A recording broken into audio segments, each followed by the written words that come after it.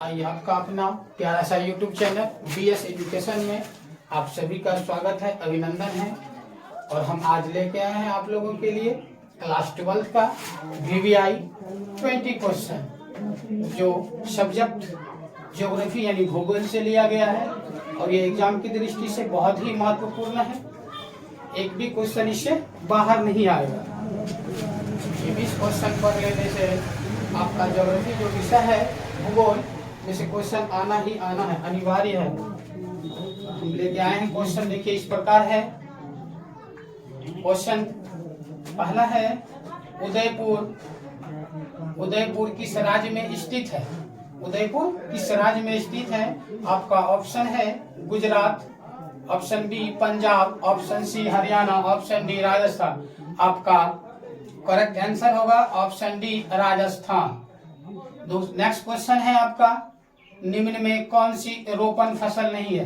कहने का मतलब ये कौन सा फसल है जिसको रोपा नहीं जाता, रोपण फसल नहीं है? ऑप्शन ए है कॉफी, ऑप्शन बी गेहूं, ऑप्शन सी गन्ना, ऑप्शन डी रबर। आपका करेक्ट आंसर होगा ऑप्शन बी गेहूं। गेहूं को रोपते नहीं है।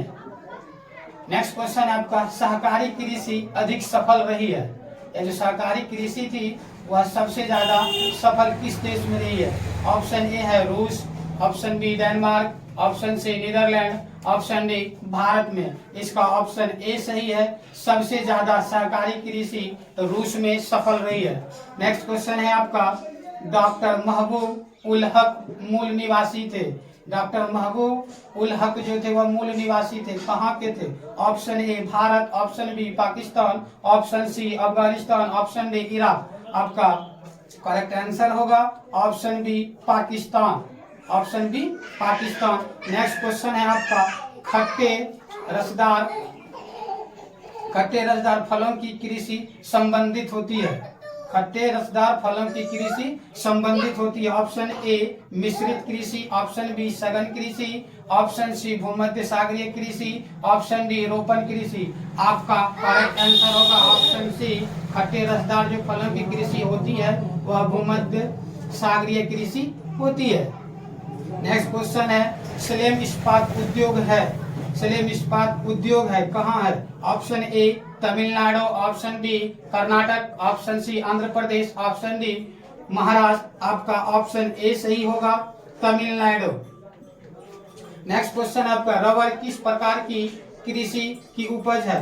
रबर जो हम लोग उपजाते हैं वह कौन सी प्रकार की कृषि की उपज है? ऑप्शन ए रोपण कृषि, ऑप्शन बी भूमध्य सागर कृषि, ऑप्शन सी प्राथमिक स्थायी कृषि, ऑप्शन डी मिश्रित कृषि। इसका ऑप्शन ए सही होगा। रबर जो है यह रोपण कृषि के अंतर्गत आते हैं, यह रोपण कृषि कहलाता है। नेक्स्ट क्वेश्चन है फूलों का कृषि कहलाती है? फूलों का जो हम लोग खेती करते हैं वह कृषि कहलाती है मिश्रित। ऑप्शन ए मिश्रित कृषि, option B truck farming, option C रोपण कृषि, ऑप्शन डी पुष्प उत्पादन। यह फूलों की जो कृषि कहलाती है आपका कहलाएगा ऑप्शन डी पुष्प उत्पादन। नेक्स्ट क्वेश्चन है आपका निम्न में से कौन रेशेदार फसल है? निम्न में से कौन रेशेदार फसल है? Option A coffee, option B कपास, ऑप्शन डी गेहूं, ऑप्शन डी कपास है। ये आपका ऑप्शन डी होगा कपास।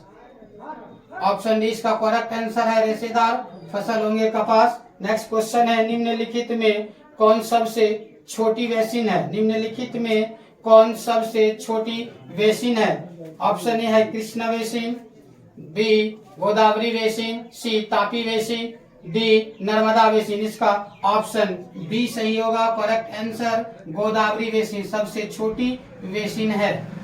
नेक्स्ट क्वेश्चन चलेंगे हम लोग। नेक्स्ट क्वेश्चन है भारत में वायु परिवहन सेवा की शुरुआत हुई थी? यह पूछ रहा है कब हुई थी यानी कितने वर्षों में हुई, कौन सा ईस्वी था?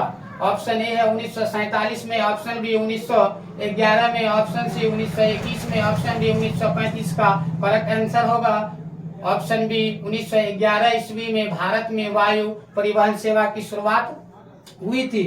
नेक्स्ट क्वेश्चन है अम्ल वर्षा का कारण है? अम्ल वर्षा जो होती है वह किसके कारण होती है? ऑप्शन ए है जल प्रदूषण, ऑप्शन बी वायु प्रदूषण, ऑप्शन ए है जल प्रदूषण, ऑप्शन बी ध्वनि प्रदूषण, ऑप्शन सी वायु प्रदूषण, ऑप्शन डी भूमि प्रदूषण। अम्ल वर्षा जो होती है इसका आंसर होगा ऑप्शन सी वायु प्रदूषण के कारण। इसके कारण वायु प्रदूषण के कारण अम्ल वर्षा होती है। नेक्स्ट क्वेश्चन है भारत में प्रथम नाभिक ऊर्जा परियोजना स्थापित की गई थी। भारत में प्रथम नाभिक ऊर्जा परियोजना स्थापित की गई थी। ऑप्शन ए कलपक्कम में, ऑप्शन बी तारापुर में, ऑप्शन सी नरोरा में, ऑप्शन डी केगा में। इसका करेक्ट आंसर होगा बी तारापुर में। तो भारत में प्रथम नाभिक ऊर्जा परियोजना स्थापित की गई थी तारापुर में।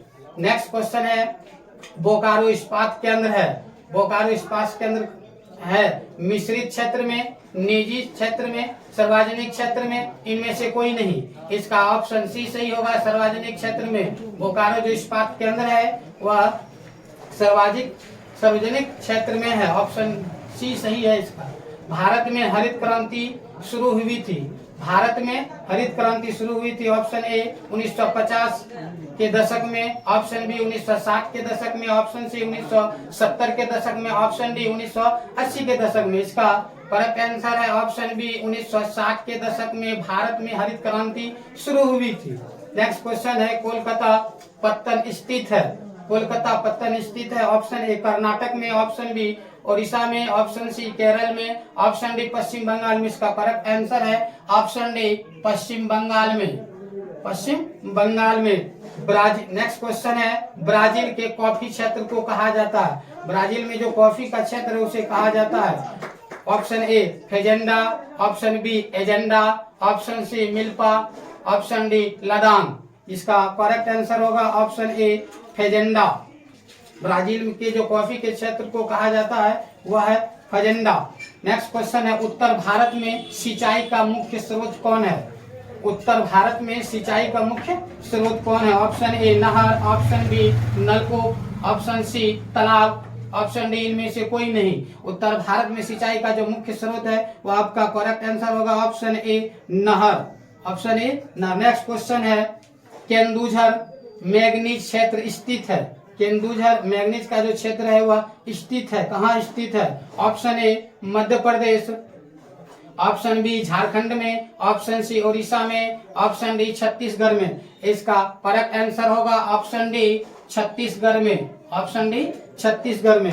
नेक्स्ट क्वेश्चन है आपका सबसे महत्वपूर्ण जूट उत्पादक क्षेत्र है। सबसे महत्वपूर्ण जूट उत्पादक क्षेत्र है। Option A Ganga delta, option B Krishna delta, option C Godavari delta, option D इनमें से कोई नहीं। सबसे महत्वपूर्ण जूट उत्पादक क्षेत्र जो है ये आपका आंसर होगा ऑप्शन ए। करेक्ट आंसर है गंगा डेल्टा। गंगा डेल्टा। इस तरह से हम आप लोगों के बीच एग्जाम के लिए बहुत ही महत्वपूर्ण क्वेश्चन लेके आते रहेंगे। कुछ दिनों से मेरे साथ कुछ परेशानियां थी जो हम आप लोगों के बीच नहीं उपस्थित हो सके।